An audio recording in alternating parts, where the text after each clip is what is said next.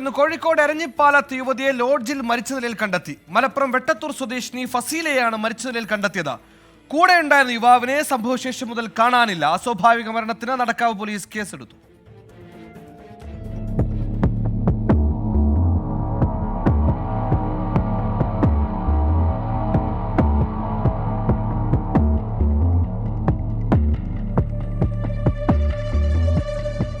ഉച്ചയോടെയാണ് യുവതിയെ മുറിയിൽ മരിച്ച നിലയിൽ കണ്ടെത്തിയത്.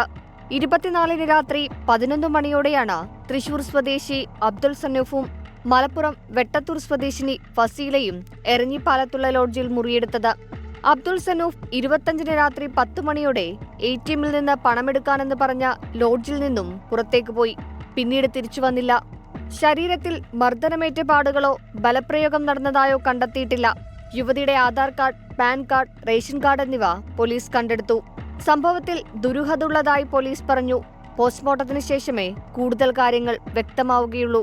24 കോഴിക്കോട്.